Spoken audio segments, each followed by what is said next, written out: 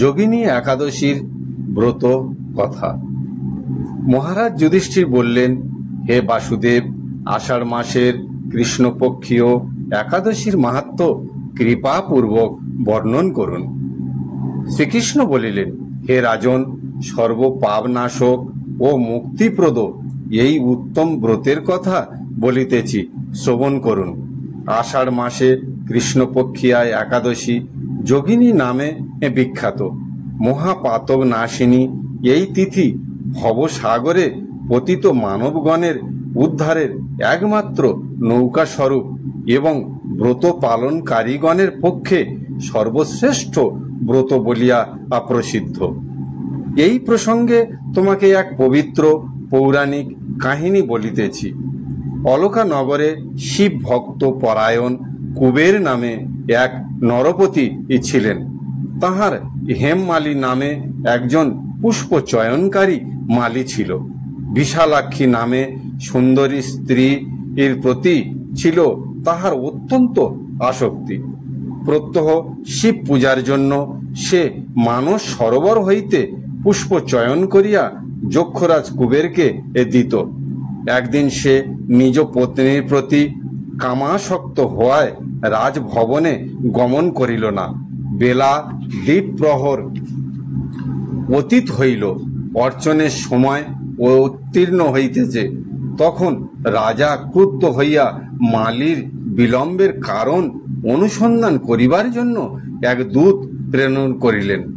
দূত আসিয়া রাজাকে বলিল, হে মহারাজ, সে গৃহে স্ত্রীর সহিত রমণ কার্যে মত্ত।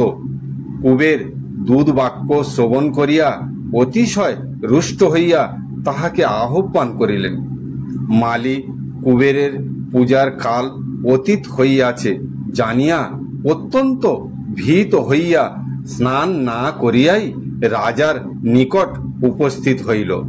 তাহার দর্শন মাত্র রাজা ক্রোধবশে চক্ষু রঞ্জিত ও অধর দেশ কম্পিত করিয়া বলিলেন, রে সুর অধম, পাপিষ্ঠ দুরাচার, তুই দেব পূজার পুষ্প আয়নে অবজ্ঞা করেছিস। সুতরাং শীঘ্র পত্নী সহ স্বর্গ হইতে দূর হ এবং শ্বেত প্রভৃতি ১৮ প্রকার কুষ্ঠ রোগে দুঃসহ যন্ত্রণা ভোগ কর। কুবেরের এই অভিশাপে হেমমালী পত্নীর সহিত স্বর্গভ্রষ্ট হইয়া দীর্ঘকাল যাবৎ কুষ্ঠ রোগ ভোগ করিতে লাগিল। রোগের যন্ত্রণায় কিবা দিন কিবা রাত্র কোন সময় সুখ অনুভব করিতে না। এইভাবে শীত গ্রীষ্মে উৎকট বেদনায় বহু কষ্টে জীবন যাপন করিতে লাগিল। কিন্তু দীর্ঘকাল যাবৎ মালী মহাদেবের অর্চন পুষ্প সংগ্রহের ফলে শাপগ্রস্ত হইয়াও বৈষ্ণব প্রবর শিবের স্মরণ বিস্মৃত হইত না। একদিন মালী পত্নী সহ ভ্রমণ করিতে করিতে হিমালয় প্রদেশে শ্রী মার্কেন্ড ঋষির আশ্রমে উপস্থিত হইল। কুষ্ঠ রোগ পীড়িত স্বপত্নী হেমমালীকে দর্শন করিয়া শ্রী মার্কেন্ডেয় তাহাকে জিজ্ঞাসা করিলেন, তুমি কাহার অভিশাপে এরূপ নিন্দনীয় কুষ্ঠ রোগগ্রস্ত হইয়াছ? সে উত্তর দিল, হে মুনিবর, রাজা ধনদ কুবেরকে আমি ভৃত্য ছিলাম। হেমমালী আমি প্রত্যহ মানস সরোবর হইতে পুষ্প চয়ন করিয়া শিব পূজার জন্য রাজাকে অর্পণ করিতাম।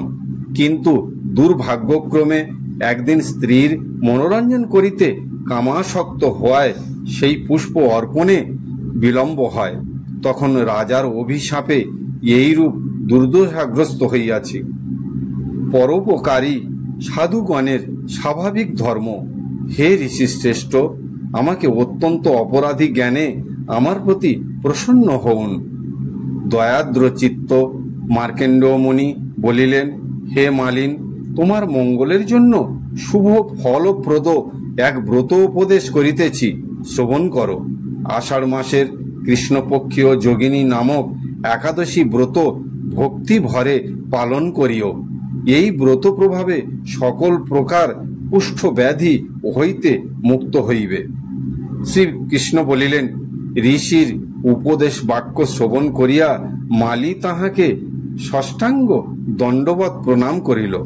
পরে অত্যন্ত আনন্দ সহকারে ঋষির আদেশ অনুসারে নিষ্ঠার সহিত যোগিনী একাদশী ব্রত পালন করিলেন। হেমমালি সর্বপ্রকার রোগমুক্ত হইল ও পত্নীর সহিত সুখে জীবন যাপন করিতে লাগিল।